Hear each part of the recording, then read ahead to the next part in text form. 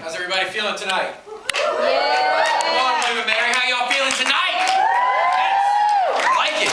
The band is incredible. They got me fired up. Let's give it up for the band, shall we? They work hard. It's not easy getting up here. I'm really impressed. That was awesome. Is that a violin? What is that? It's awesome. It's classic. I like it. I felt bad I didn't know what that was, but that is really cool. Well, good evening, everybody. Thank you for having us here. My name is Thomas Lane. You can call me T Lane if you'd like to. Most people do. I'm the campus pastor at a church. Our church is a multi-site church, which means we're one church in several locations. So I'm the campus pastor of our church in Newport News, Virginia. If you're new to the area, it's about 20 minutes from here. It's not too far. Yeah, you should come check us out sometime. We're actually right in the middle of a series of what Helen and I are talking about tonight. So if this interests you, if this is something you're struggling with, you're like, wow, this sounds pretty cool, come check us out this Sunday. It's going to be really awesome. I'm also in seminary. I studied at Gordon Conwell Theological Seminary up in Boston. I'm in Boston. Yes! It's not from Boston. I don't know why. Yes, Boston, yes. Boston is great. Yeah, feel free to do that throughout the talk. Just yell, scream. I love it. I love it. I love getting loud. Yes, up in Boston for about a year. Helen and I got engaged, moved back here, took a job, got married, and things are great. I'm still in school at Regent University. Regent? Yeah, Regent. Beach. Yes. Very cool. I love it. Virginia Beach is a great place. What was that? Regent is beautiful. It is beautiful. It's a beautiful place. So now I'm still in school there. But what I'm best known for is being Helen's husband. So if you don't know Helen, if you've never met Helen, if you're new to InterVarsity, you got to meet her. She's in the bright yellow. You'll hear from her in just a few minutes. She's incredible. So yeah, what we're doing tonight is called team teaching. We're going to they asked us to come and kind of share the load of the talk tonight, which is going to be great. We're really excited about it. I'm going to talk a little bit, then I'm going to hand things over to her. It's going to be a lot of fun doing the whole team teaching thing. What I'm most excited about is the topic. Okay, it's going to be fun. It's on sex, dating, and relationships. So that's worth a clap. Right? Is it not? Yes. Helen was like, I want y'all to come speak. And I was like, on what? She said on sex and dating and relationships. And I was like, let's do it. It'll be a lot of fun. So I'm really glad you're here. So if you were kind of falling asleep, it's been a long week. If you're starting to snooze off, I got your attention now because we're going to talk about sex. So there you go. It's just awkward now. It's going to get even more awkward. So enjoy it, people. So I don't care if you were married, if you were single, if you were engaged, if you're on the rocks with someone, if you're just starting dating someone, if you're talking to someone, maybe it's complicated. I don't care. Maybe you have a crush on someone right down the road from you. I don't care. This is applicable to you. I don't want you to zone out and be like, well, I'm not dating anybody. I'm not really interested in dating right now. This is still applicable stuff. And I really hope you hear me. You take it all in.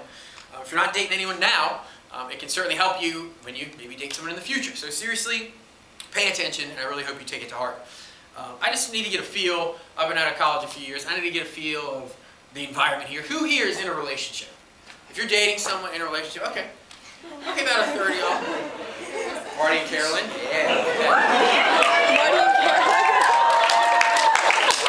Who here is, I need to know, who's single, just to get an idea. All right, keep your hands up. Keep your hands up. Everyone look around. If you have your hand up, and someone else has your hand up, you might need to have a little conversation after the time, right? You might have just had a love connection, people, so one more time. Single people? Yeah, I like it.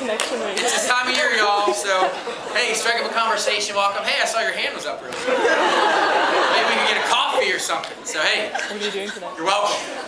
Some of y'all just got the confidence to ask someone out. You're like, yes, they're single, I wasn't sure. Very cool, very cool. So college is a complicated time, I don't need to tell you all that. It's complicated. You got so much stuff packed in.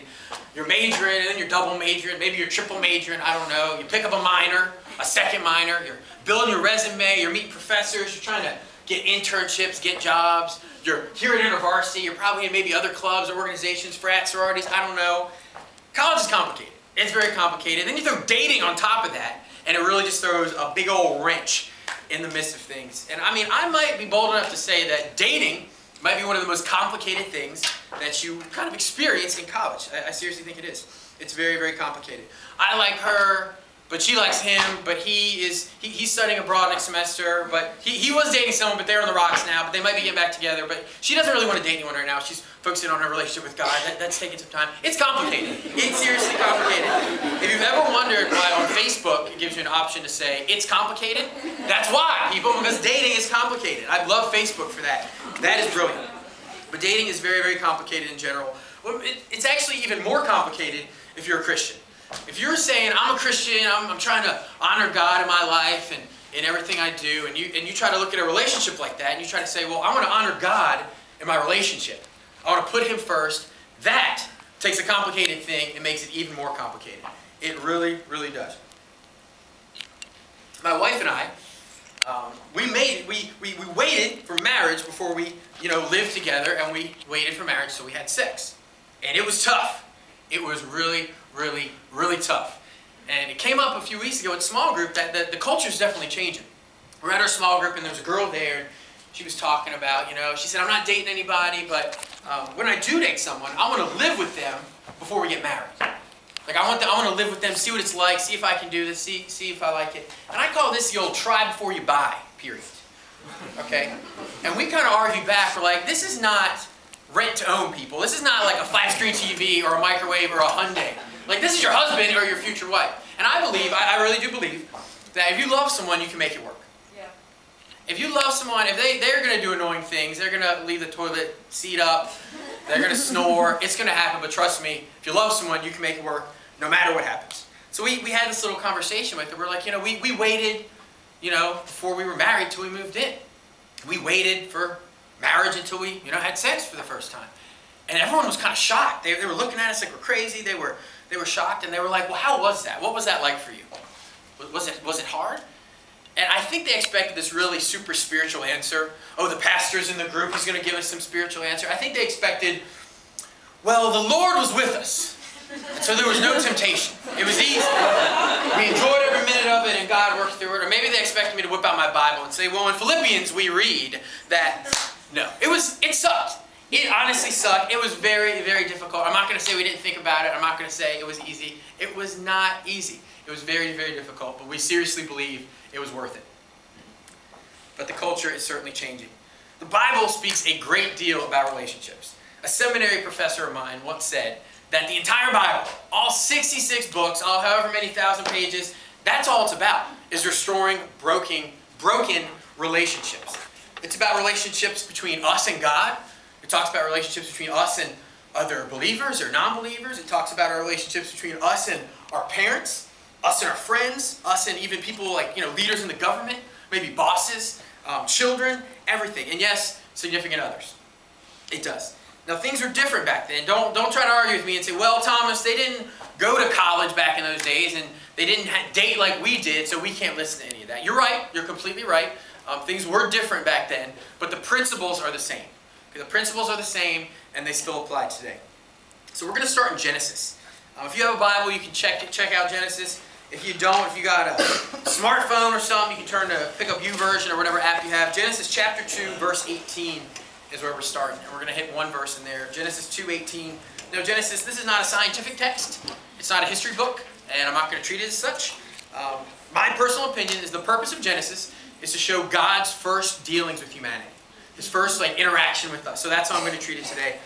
In this chapter, God creates man.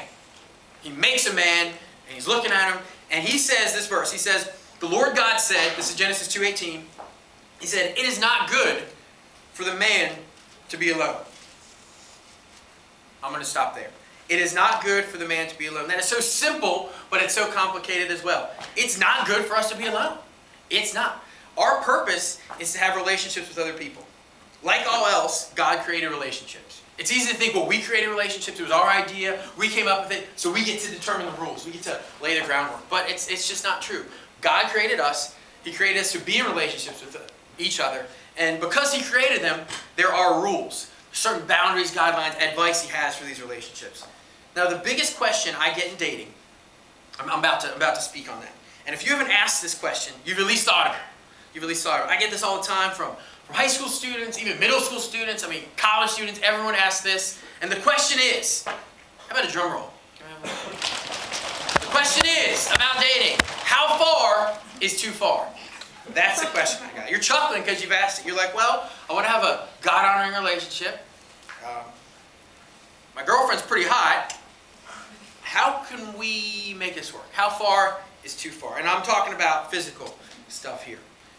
The root of this question is honestly not how far is too far, but how far can we go without getting in trouble? Right? How far can we go without crossing the line? How far can we go and God still be cool with it? Are you with me?